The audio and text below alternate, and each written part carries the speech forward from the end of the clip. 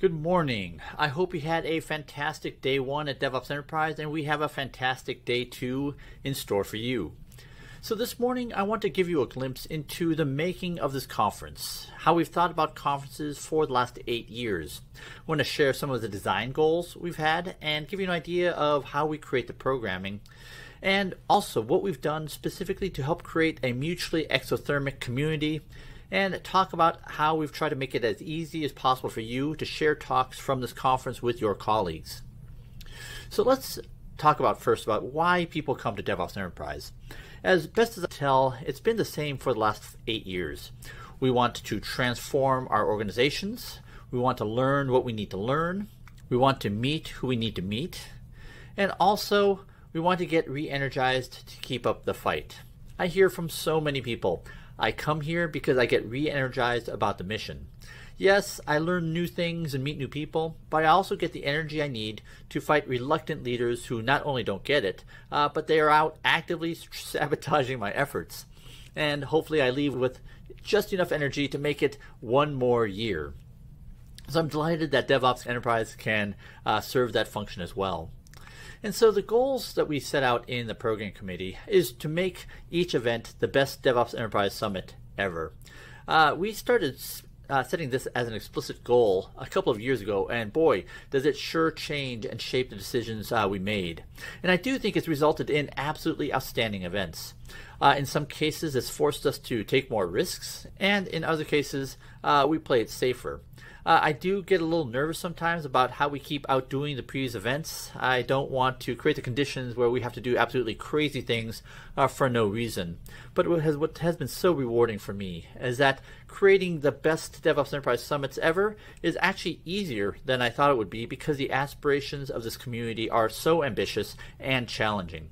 All we have to do is find the help we need to teach us what we need to learn. And I think this playbook will serve us well in the years to come. After all, the importance of technology has increased and has no sign of getting any less important in the near future. And this is where I want to really acknowledge the program committee. We've been meeting for almost 8 years, and each year when we convene, we set out what the goals are for the conference. It is really the ambitions of this group that shape the programming that we then incorporate into the conferences. So let me share with you the canvas that we have to achieve those goals.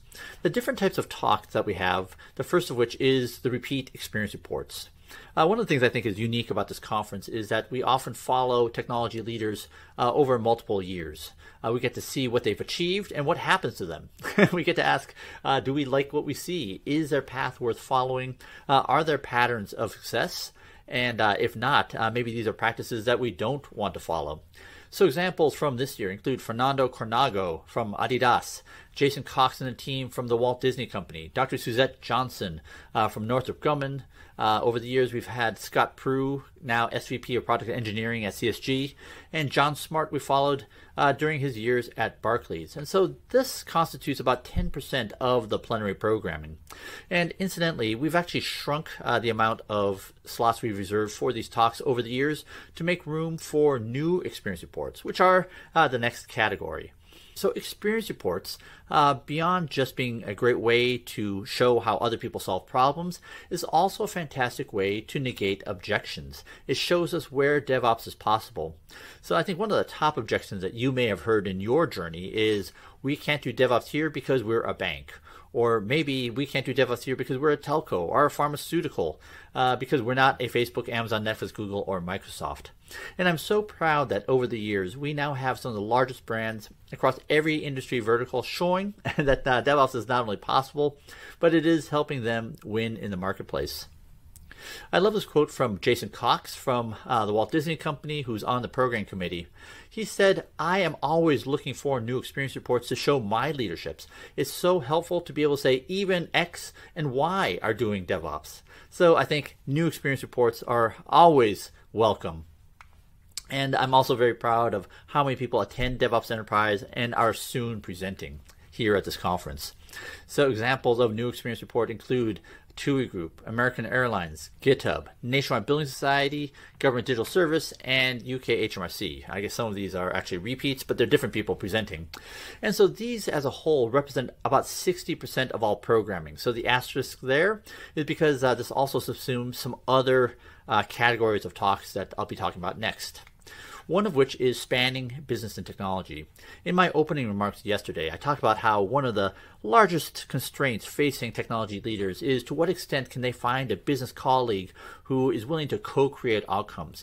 Increasingly, the obstacle to many technology leaders is that we can't get product leadership on board, or business leadership, or project management, information security, legal, and compliance. And so we are always looking for technology leaders who can co-present with their business partner. And I don't mean just stand next to and acknowledge the presence of that technology leader. We are looking for business leaders who can articulate how all their goals, dreams, and aspirations hinge upon their ability for their technology leader to make it so.